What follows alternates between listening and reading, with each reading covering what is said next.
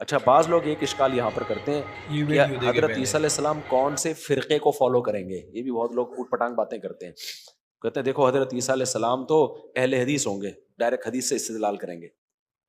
بعض لوگ، ایک صاحب نے مجھ سے یہ سوال پوچھا تھا کہ حضرت عیسیٰ علیہ السلام حنفی ہوں گے یا شافعی ہوں گے یا مالکی ہوں گے یا حنبلی ہوں گے. تو میں نے ان سے کہا حضرت عیسیٰ علیہ السلام کے آنے سے پہلے ہم ایک مجتہد کی اتباع کرتے ہیں جس کو امام ابو حنیفہ کہا جاتا ہے. قرآن حدیث کی ایک فہم وہ ہے جو اللہ نے ان چار اماموں کو دی ہے، ایک فہم وہ ہے جو ہمیں دی ہے. تو ان کی فہم ہم سے کیا تھی؟ زیادہ تھی. تو ہم ابھی ان کی تقلید کرتے ہیں. جب حضرت عیسیٰ آئیں گے تو ان ائمہ کی تقلید چھوڑ کے ہم کس کی تقلید شروع کر دیں گے؟ حضرت عیسیٰ کی. تو ہمارے لیے مسئلہ نہیں ہے، مسئلہ آپ کے لیے ہوگا کہ حضرت عیسیٰ قرآن حدیث کی ایک تشریح بیان کریں گے اور آپ بولیں گے نہیں میں نہیں مانتا، میں کسی کی تقلید نہیں کرتا اور مجھے تو ریفرنس چاہیے،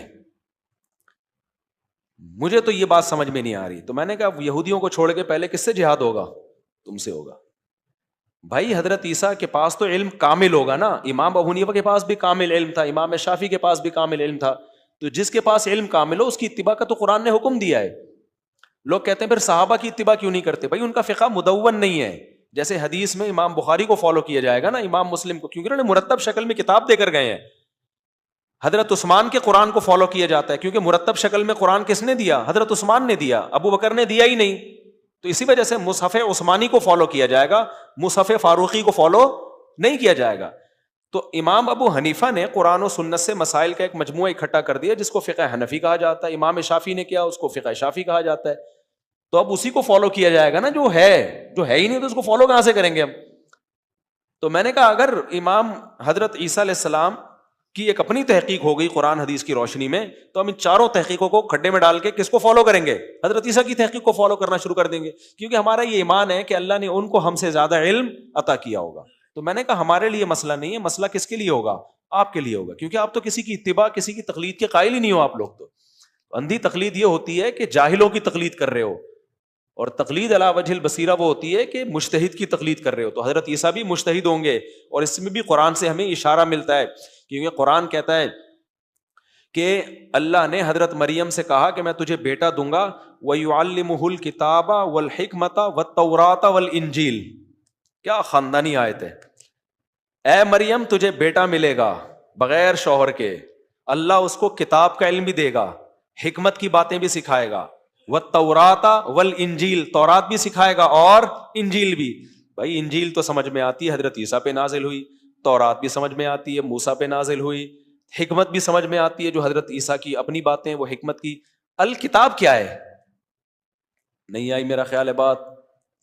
اللہ کہہ رہا ہے کہ اے مریم تجھے جو بیٹا ملے گا نا اس کو اللہ کتاب بھی سکھائے گا، حکمت بھی سکھائے گا، تورات بھی سکھائے گا اور انجیل بھی سکھائے گا.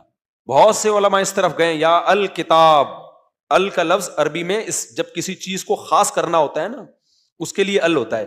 مثال کے طور پر میں نے ایک کتاب دیکھی تو میں آپ سے کہوں گا رأیت کتابن، میں نے ایک کتاب دیکھی ہے. میں یوں کہوں گا، میں یوں نہیں کہوں گا رأیت الکتاب، الف لام نہیں ڈالوں گا میں اس کے اوپر. یہ کتاب آپ کے دماغ میں آ گئی، اب جب میں دوبارہ اس کا تذکرہ کروں گا تو پھر الکتاب کہوں گا، وہی کتاب جس کا پہلے تذکرہ ہو چکا ہے، خاص ہو گئی نا وہ.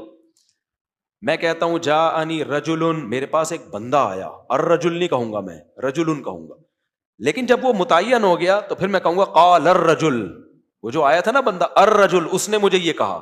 تو الکتاب کا مطلب مخصوص کتاب ہے، اور الکتاب قرآن، ذالک الکتاب لا ریب فیہ کہتا ہے نا، یہ الکتاب ہے قرآن کو. بہت سے علماء اس طرف گئے، اس سے مراد ہے قرآن. اور علماء نے اس آیت کو دلیل کے طور پہ پیش کیا ہے کہ خود یہ آیت بھی حضرت عیسیٰ کے دوبارہ نازل ہونے کی دلیل ہے، ورنہ حضرت عیسیٰ کو قرآن سکھانے کی ضرورت کیا تھی؟ تو اللہ نے چونکہ اس امت میں نازل کرنا تھا تو اللہ میاں کو پتا تھا عیسیٰ علیہ السلام آئیں گے تو ان کو پہلے سے قرآن کا پورا پراپر علم دے دو. اور قرآن کا علم حدیث کے بغیر ممکن، جس کو حدیث نہیں آتی اس کو قرآن بھی نہیں آتا، اور جس کو تابعین اور ائمہ مجتہدین کے اقوال اور ان کے آپس کے اختلاف اور ان کے دلائل اور صحابہ کا اجماع کا نہیں پتا، اس کو حدیث کا بھی نہیں پتا، وہ حدیث میں گڑبڑ کرے گا. تو پراپر جو دین کا علم ہوتا ہے نا وہ اللہ نے حضرت عیسیٰ علیہ السلام کو پہلے سے دیں گے. دو چیزوں کے بعد انسان مجتہد بنتا ہے کہ علم میں کامل ہو جائے. دوسرا استدلال، قرآن و سنت سے مسائل نکالنے کا اللہ فہم دے دے. یہ دو چیزیں جس میں جمع ہو جائیں تو ایسے ہی شخص کی تقلید کی جاتی ہے. تو ہم حضرت عیسیٰ کے نازل ہونے کے بعد ابو حنیفہ کو چھوڑ دیں گے کیونکہ ہمارے پاس ان سے بڑے مجتہد، بولو ان سے بڑے مجتہد آ گئے، تو ہم کہیں گے چلو ہم آپ کو فالو کریں گے. مسئلہ آپ کے لیے ہوگا. آپ کا پھر بھی آپ کبھی جہلم والی سرکار کا ریفرنس دو گے، کبھی آپ ادھر جا رہے ہوگے، کبھی ادھر جا رہے ہوگے. تو ہمارے لیے مسئلے نہیں ہیں. مسئلے کس کے لیے میرے بھائی؟ آپ کے لیے.